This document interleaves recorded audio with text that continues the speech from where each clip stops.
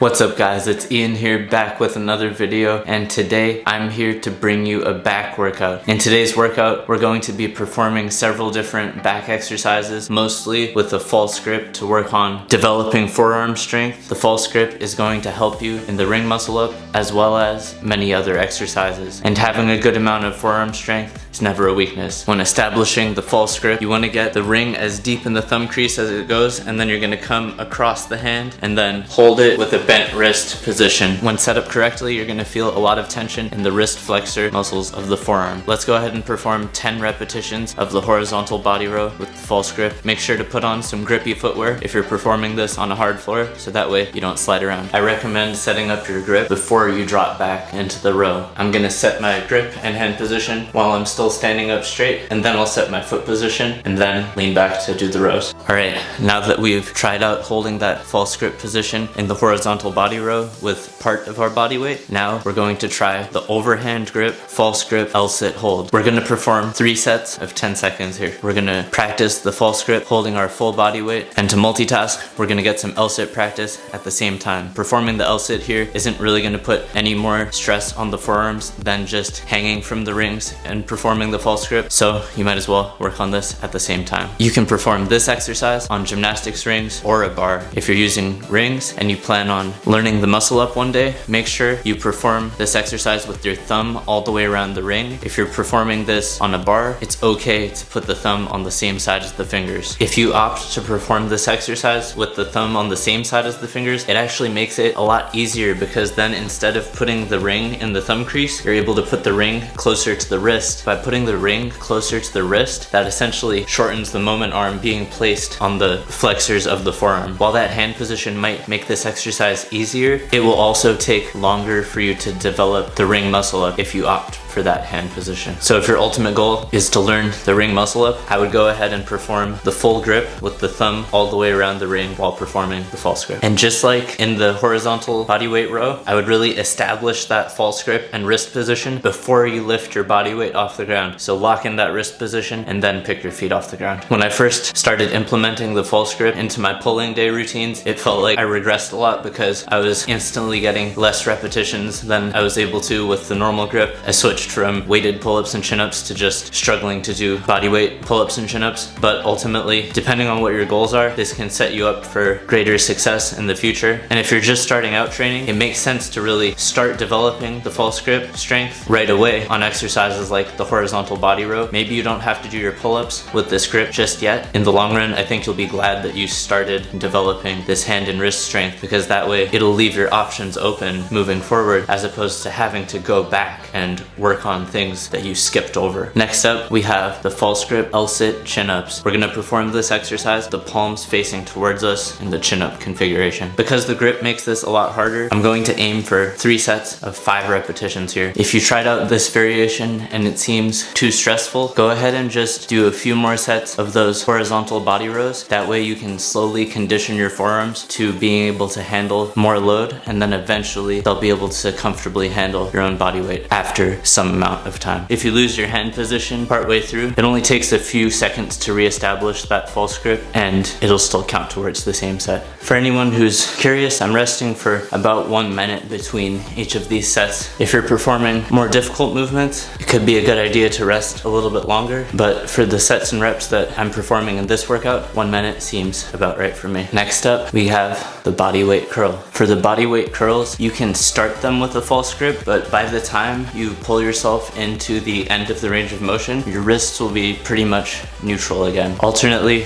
if your forearms are really fatigued by this point, you can just opt to perform the body weight curl with a neutral grip. Once again, make sure that you put on your grippy shoes if you're performing this exercise on a hard floor, because if you're wearing socks, you might slide around a bit. I'm going for 3 sets of 10 repetitions on this exercise. I really like to pause when I have the rings framing my head on this exercise. I feel like that really helps me get that peak contraction in the bicep. I think if you just kind of skip through that part of the range of motion on this exercise, you're potentially leaving a lot of gains on the table. So if you're trying this exercise at home, make sure you throw in just a 1 second or so pause with the rings framing the head. I think that'll help you get a lot more out of this exercise. Now it's time for the last exercise in today's workout, the advanced tuck lever hold. Lately, for my static hold exercises, I've been implementing steady state cycle training, which means you're going to do as many sets as it takes to accumulate 1 minute of cumulative hold time. You want to select a variation of an exercise where the maximal hold time is somewhere between 10 and 20 seconds. That way, you'll be able to perform a variation where each set represents 50 to 80% of your maximal hold time and accomplish that 1 minute of cumulative hold time in about 5 to 10 sets. The idea is that you don't want to have to do 30 sets of 2 seconds, and you also don't want to have to do 2 sets of 30 seconds. So you want these sets to be a variation that's of a reasonable difficulty for your current skill level. So that way you'll get a good amount of volume at an appropriate intensity each workout. So for this advanced tuck lever hold, I'm going to go for 5 sets of 12 seconds. If you have access to enough time and recovery resources, you can definitely accumulate more than 1 minute of set time. I switched over to the bars just because I was swinging a lot when I was performing the exercise on the rings. Thank you for coming in, taking the time out of your day to watch this video. Hopefully you found this useful. 6 exercises that you can perform using gymnastics rings at home on your back workout day, while also throwing in that false script to add some forearm training and maybe get you closer to that ring muscle up if your forearm strength or lack of it was one of your main limiting factors. I know that I can muscle up on a straight bar, but when I've tried to do it on gymnastics rings, I've definitely noticed that my forearm strength was a limiting factor. So that's one of the main reasons why I'm working on improving my false grip and trying to throw it into my workouts on various exercises where it is compatible. So hopefully this workout gave you some new ideas that you can implement into your own workouts. Let me know what you'd like to see in the next video down in the comment section below. And as always, can't stop these kids!